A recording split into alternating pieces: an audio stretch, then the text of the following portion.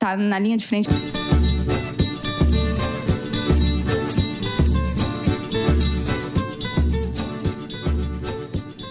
Muito bem, Thaís Bilenque. Como eu disse antes do intervalo, é um exagero falar em base rachada no caso do Bolsonaro. A campanha está desorientada, não sabe para onde ir. Existe a turma do Centrão e a turma dos ideológicos, que são esses delinquentes avulsos que orbitam Olavo de Carvalho, etc. Tá tudo mal parado na campanha do Bolsonaro?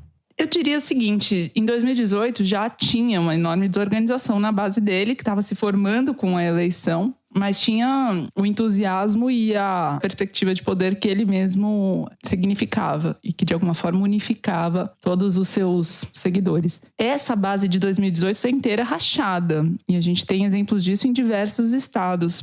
Eu vou usar a declaração da Janaína Pascoal, com quem eu conversei na quarta-feira, porque ela fala melhor do que eu. Ela é pré-candidata ao Senado por São Paulo, está negociando com o PRTB, atualmente está no PSL, que vai virar a União Brasil, e teve, em 2018, mais de 2 milhões de votos. Uma votação recorde para a Assembleia Estadual. Ela recebeu mais votos que o Eduardo Bolsonaro para deputado federal, que teve 1.800.000. Então, ela está querendo ir agora, de fato, para o Senado, e disse que está pitoresca a eleição, que brinca com os colegas que os candidatos ao Senado por São Paulo estão chegando em combis. E na quarta-feira chegou mais uma, que é a Damares Alves. O Bolsonaro falou que tem a intenção de lançá-la por São Paulo ao Senado. E aí ela disse, Janaína, a esquerda vai varrer tudo de novo, fazer o quê? São mais inteligentes. Essa é a previsão dela. Além dela tem o Datena também, que já ameaçou disputar todos os cargos do Brasil, por todos os partidos do Brasil, em vários estados do Brasil. Mentira, o estado ele mantém a coerência, que é São Paulo. E está ameaçando disputar o Senado, também é competitivo se for até o fim. Para o governo do estado de São Paulo, o Weintraub está tentando prejudicar o Bolsonaro porque não recebeu o apoio dele, e segundo o jornal Valor Econômico também, porque não recebeu a recondução para o cargo que ele tinha no Banco Mundial com salário em dólar. E o Olavo de Carvalho, que está por trás do Weintraub, ex-ministro da Educação, também na artilharia contra o Bolsonaro para conseguir o que quer. Eu conversei com algumas pessoas desse entorno, dessas pessoas bolsonaristas e ex-bolsonaristas, que avaliam que o Weintraub não tem voto, e as pesquisas também demonstram isso, mas ele tem esse poder de likes, né? Que ele é popular na rede social e joga com isso. O Eduardo Bolsonaro, de quem falei agora há pouco, queria montar a própria bancada dele no PRTB. Ele estava negociando, a filiação à Cruzoé fez essa matéria no PRTB e lançaria deputados, porque com a votação que ele teve em 2018, ele elegeu quase 5 deputados federais. A expectativa é que ele não repita esse fenômeno, mas que ele tenha um bom desempenho e consiga eleger 2 ou 3 deputados federais junto com ele, além dos outros que têm seus votos próprios, como a própria Carla Zambelli e tal. Mas quem acompanha isso de perto não acredita que o pai dele vai deixar, porque o acordo do Bolsonaro com o PL, do Valdemar da Costa Neto, e com o PP, do Ciro Nogueira, inclui os filhos, inclui o Eduardo Bolsonaro no caso, que é um bom puxador de votos, e tem uma negociação para ele se filiar ao PP do Ciro Nogueira. Isso nos leva a Brasília, porque é o Ciro Nogueira e o Valdemar da Costa Neto que estão capitaneando esse comitê de campanha instalado no Palácio do Planalto para o Bolsonaro, e eu conversei com um deputado do PL próximo ao Valdemar, que diz que a preocupação do Valdemar, obviamente, é a bancada de deputados federais que ele vai eleger. O objetivo é fazer 60 deputados e melhor ainda se o Lula ganhar do Bolsonaro. Ele não vai dever mais nada ao Bolsonaro em 2022. No dia seguinte vira governo de novo, com uma bancada muito maior, com repasses do fundão bem maior também. Disso tudo que você está falando, fica claro que essa gente vai se matar, porque não tem lugar para todo mundo. O tamanho da Kombi, como você disse, em 2018 era maior. Agora você tem uma minivan aí. Essa gente está se matando. E eu acho engraçado a Janaína chamar alguém de pitoresco. Engraçado para não dizer outra coisa. E não é nem só que eles estão se matando porque não tem voto para todo mundo, mas pragmatismo é o que o Centrão tem. Se o Centrão que está coordenando a campanha do Bolsonaro, o que o Centrão está pensando também é em como se beneficiar. Ele não está pensando necessariamente na eleição do Bolsonaro. O jogo que cada um deles está fazendo nos seus redutos, nas praças que são mais importantes para esses partidos, não é necessariamente o jogo que vai interessar, no fim, para o Bolsonaro. Mesmo porque o Centrão vai se acertar. As pessoas falam, com Lula, com Bolsonaro. Vai se acertar com qualquer governo. Maior, menor fatia de governo, com qualquer governo. Se for o Dória, se for o Ciro, se o Cabo Daciolo for presidente, o Centrão estará lá. Zé. Eu queria retomar o que a gente estava discutindo no segundo bloco, sobre o cenário da eleição, que é um cenário econômico a favor da oposição, e contra o governo, porque as pessoas querem mudança e isso é provocado pelo bolso, pela economia. Para mostrar uma coisa que a Arquimedes detectou aqui essa semana nas redes sociais, que eu acho muito significativo. Os bolsonaristas deixaram de bater no Moro, com quem eles estavam dividindo os ataques entre o Moro e o Lula. Como a candidatura do Moro acabou, praticamente, quem decretou a morte foi a Thaís Bilenque, 2 programas atrás. Ela é culpada, os lavajatistas podem Não tenho nada a ver com isso, definitivamente. Não, é você sim, não vem não. E como não precisa mais bater no Moro, eles voltaram 100% das suas baterias contra o Lula. E nas redes houve até uma mudança das menções ao Lula. Ficaram divididas da seguinte maneira: 40% da esquerda petista, 37% da direita bolsonarista, 10% de liberais, lavajatistas, moristas e o que seja, 3% de ciristas e 10% de bunda lelê aí perdido pela rede, né? Ou seja, já tem um equilíbrio maior nas menções contra e a favor do Lula nas redes, embora as menções ao Lula estejam crescendo e as menções ao Bolsonaro estejam caindo. Isso me leva a 2 previsões aqui.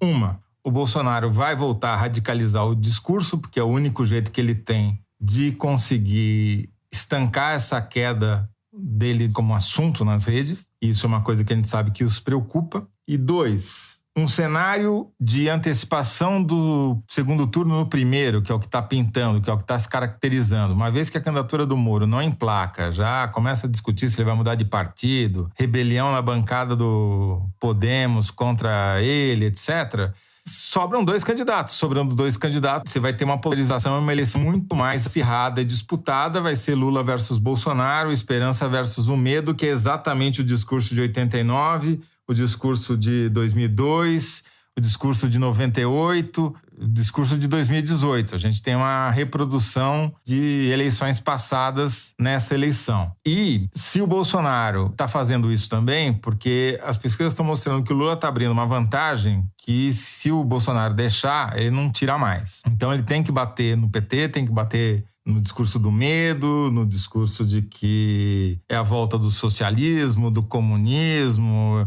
porque não dá mais para o Bolsonaro fazer uma campanha baseada exclusivamente na lógica militares e mercado. Esses caras não vão elegê-lo. Ele vai precisar que o medo do Lula, o medo do PT, o eleja. Então essa vai ser a campanha daqui para frente. E a consequência disso, um pouquinho mais adiante, eu acho, é que o risco para a democracia vai aumentar. Porque eu não acredito que o Bolsonaro vai aceitar uma derrota para o Lula. E Perfeito. Não só ele, vários outros setores da sociedade. Então, aquilo que a gente chama de recessão democrática pode se juntar à recessão econômica, e é bom a gente estar alerta.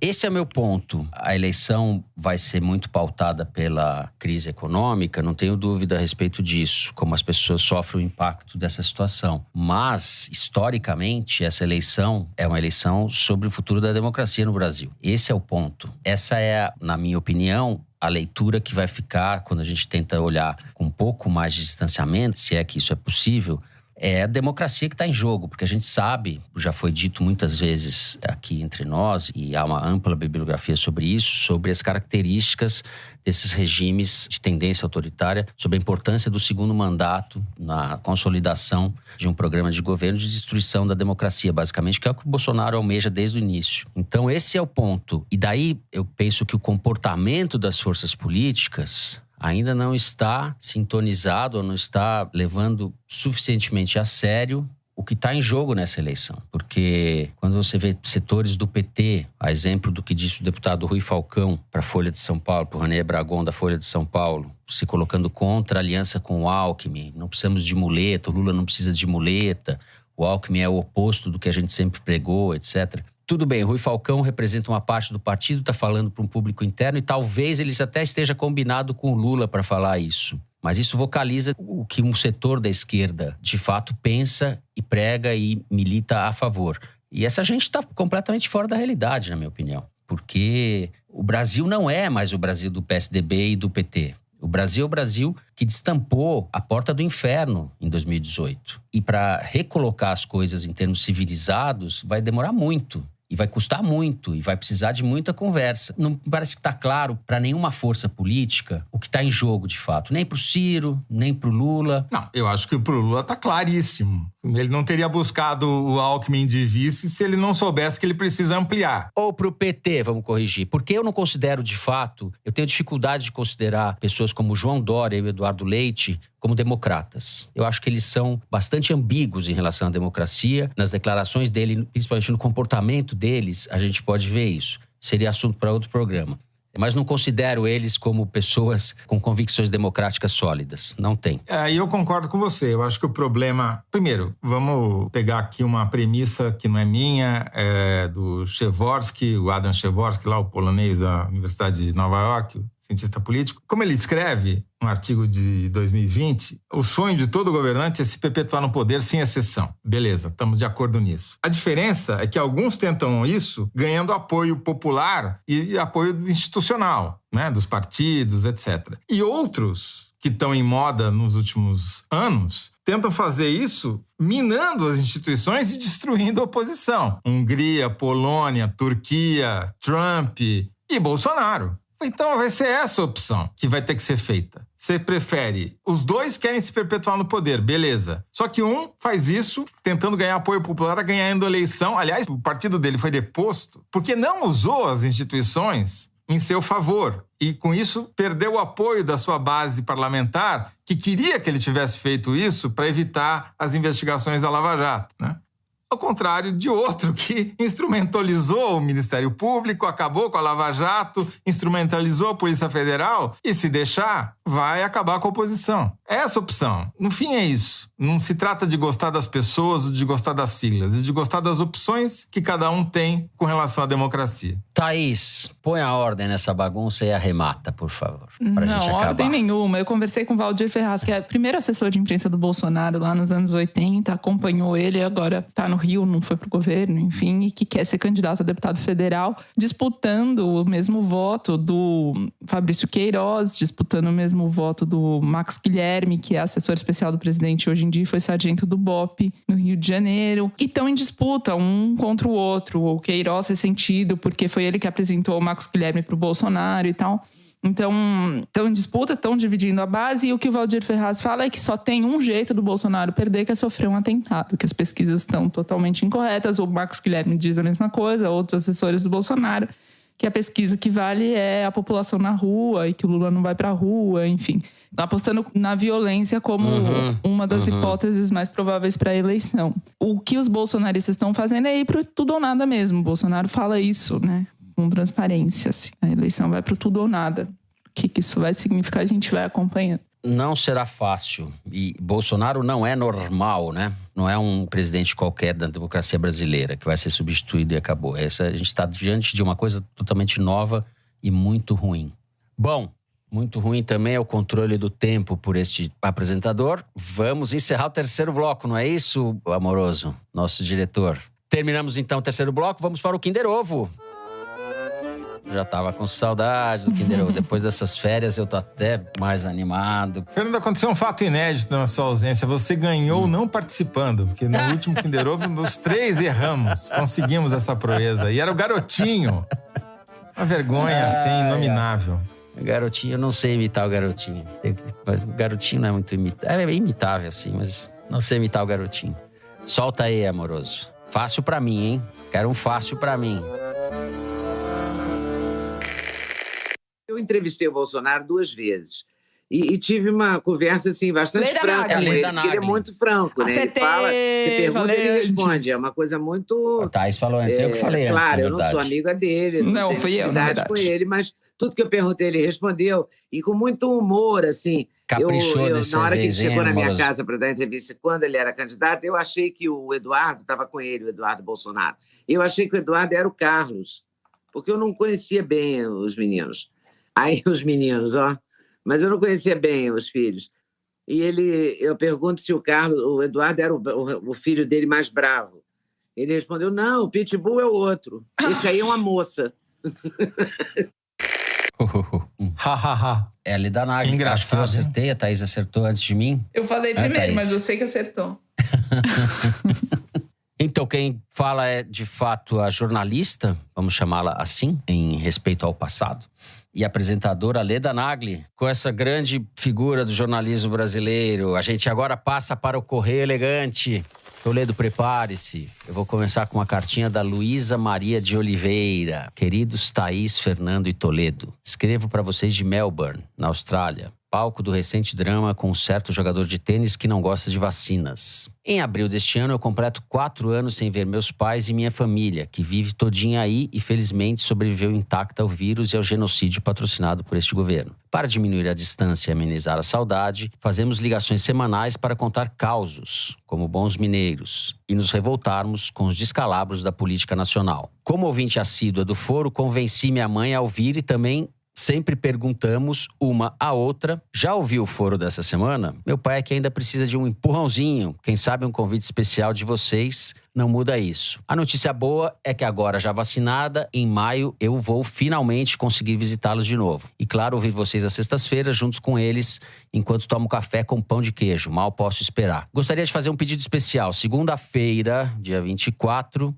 Lígia, minha mãe, completa 65 anos e eu sei que ela ia amar receber um parabéns de vocês lá na pacata São Vicente de Minas, periferia da Grande Matão. O Grande Matão ultrapassa as divisas, né, Zé? Meu pai também faz aniversário em breve, em fevereiro, e no ano passado deu uma assinatura da Piauí de presente para eles. Aproveito essa oportunidade para avisá-los, pai e mãe, o presente deste ano é outra assinatura da Piauí. Um abraço carinhoso para todos e um especial para o Toledo, meu crush. Toledo. É o nosso crush de todo mundo. Essa carta é um exemplo, é uma síntese do Foro de Teresina, né? Uma ouvinte em Melbourne e a mãe ouvinte em São Vicente de Minas. É isso. São Vicente de Minas. A mãe, Lígia. Aliás, Lígia, parabéns. Lígia, sua sogra, Toledo. Brincadeira. Você dá um beijo pra sua sogra aí. Tá certo. Pão de queijo, muito pão de queijo. Bom, eu vou ler 2 recados. O primeiro é um tweet da @desalto. Resolvi dar uma pausa nos podcasts de True Crime e fui ouvir o Foro de Teresina para saber como andava o Brasil. Fiquei tão deprimida que desisti e fui ouvir meus podcasts de serial killers, que me deixam menos para baixo, viu? Ô, Thaís Bilenque, olha o que você fez com a moça. Ela te comparou um serial killer e achou que eles estão mais animados que você, viu? Pois é, um serial killer. Matando as esperanças, Thaís Bilenque. Matando as esperanças. Muito bem.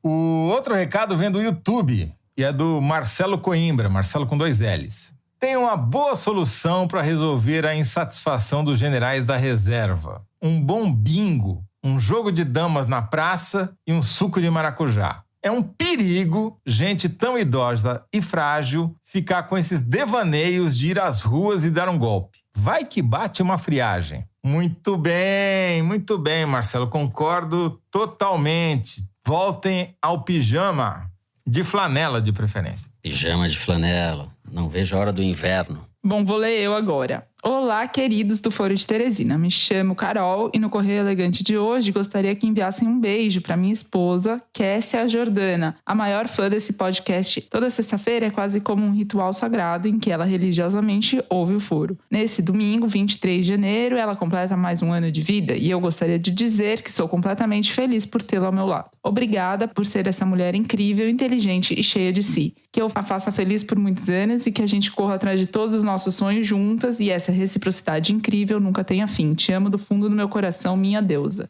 Obrigada, pessoal do Foro, por levarem a ela esse recado. Tenho certeza que será o melhor presente que ela poderia ganhar. Vocês são incríveis, 2022 cheios de muita luz e saúde para vocês. Forte abraço. Kessia, depois dessa declaração de amor derretida da Carol, seu ano tá ótimo. Feliz aniversário, aproveite. Feliz aniversário. Eu estava com saudade dessas cartinhas amorosas. Precisaremos de muita luz e menos calor nesse ano. Eu vou fazer aqui um momento Faustão, distribuir beijos. Eu quero mandar um beijo para 2 casais com quem eu estive no fim do ano, nas minhas férias. O primeiro deles é a editora Cissa Pinheiro e a arquiteta Ana Ferrari, adoráveis ouvintes do Foro, que adoram me ver imitando o Maluf. Tive que imitar o Maluf muito no meu Réveillon. Beijo pra elas. E João Camareiro, grande violonista, e a chefe Bel Coelho. Beijo pra vocês. E com isso, a gente vai terminando aqui. Não, terminando nada, que você vai ter que revelar agora pros ouvintes em qual paraíso fiscal você se escondeu no final do ano, entendeu? Porque é uma curiosidade geral, é uma grita. Tinha o guarda-chuvinha de enfeite. Exatamente. A gente especulou sobre isso. Você trouxe? Também. É pra falar de verdade? Não, pode ser genérico, não precisa dar o endereço, o CEP e tal, mas você precisa revelar. Eu fui pra Alagoas. Foi conspirar com o Arthur Lira. Conspirar com o Arthur Lira. Eu fui para Alagoas com alguns amigos, uma casa, Renner Calheiros, 2 horas de Maceió. Não vou falar onde. Não. Alguns amigos, essas pessoas que eu falei, longe dos políticos, numa praia com pouca gente. Levamos teste, para todo mundo se testou. Antes, quando chegou lá, se testou de novo. No Réveillon se testou de novo, para poder dar beijo no rosto. Só no rosto? Foi isso. Só no rosto. Só no rosto. E teve drink de guarda-chuvinha? Teve muito drink. Teve tanto drink que eles esqueceram do guarda-chuva. O guarda-chuvinha, exato. A Bel tava lá, levou... Enfim, tinha vinho, tinha confusão. Tava muito bom. Mas eu estava morrendo de saudade, devo dizer. Estava morrendo de saudade. E assim, depois dessas revelações indevidas, nós vamos terminando o programa de hoje. Se você gostou, não deixe de seguir a gente no Spotify, no Apple Podcast ou na Amazon Music, favoritar no Deezer e se inscrever no Google Podcast, no Castbox e no YouTube. Assim você fica sabendo das novidades, dos episódios especiais e das edições extras. O Foro de Teresina é uma produção da Rádio Novelo para a revista Piauí, com a coordenação geral da Paula Scarpim. A direção hoje é do Marcos Amoroso, a produção é da Liane Ceará. O apoio de produção é da Cláudia Holanda, a edição é da Evelyn Argenta e do Thiago Picado. A finalização e a mixagem são do João Jabassi, que também é um intérprete da nossa melodia tema, composta por Vânia Salles e Beto Boreno. A nossa coordenação digital é feita pela Juliana Jäger. A checagem é do João Felipe Carvalho. A ilustração do Fernando Carvalho. Foro de Teresina foi gravado em nossas casas em São Paulo. E eu me despeço assim dos meus amigos. Será um longo ano, José Roberto de Toledo. Tchau. Por essa semana, você está livre de mim. Fernando, eu fiquei mais feliz até do que suas fãs com a sua volta. E espero que você não nos deixe mais. Idem para Thaís Bilenque. Tchau pra você. Jamais. Tchau, Thaís. Tchau, até semana Fernando. Que vem. Também, deixa seus tá drinks e vem pra cachaça do jornalismo. Ixi, caixa, nem me fala. Bebemos um bocado. Bom, gente, muito obrigado. É isso. Se cuidem, sigam as recomendações do Dr. Toledo. Até semana que vem.